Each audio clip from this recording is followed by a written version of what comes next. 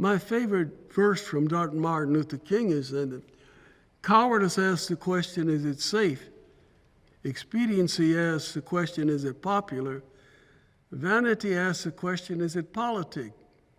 But there comes a time in all of our lives when you cannot do that which is safe or politic or popular. You have to do it because it's the right thing to do. You know, there's a phrase in writing sometimes when you stumble upon an almost unbelievable story. It's the greatest story you never heard. And in some ways, Judge Damon Keith is the greatest judge you never heard of. The 60s are always hailed as the time when there was a revolution over civil rights. But the legal revolution really didn't take place until the 70s. Most federal judges can sit on the bench their entire tenure and not have a critical case.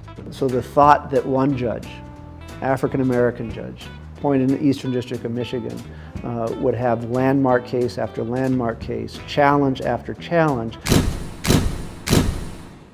nobody could have predicted.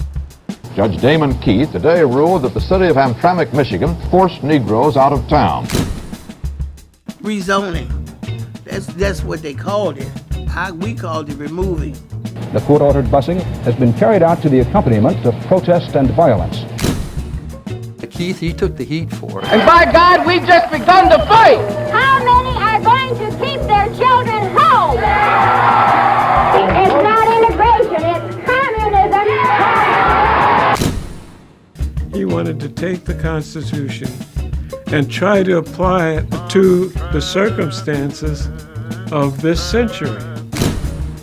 The federal government said we can listen in on people's conversations, and Judge Keith and the court said, no, you can't. One little black district court judge in the early 70s standing up to the federal government. I would imagine that there were advisors to the judge would be saying, play safe. Judge Keith has never played it safe. He was born in 1922.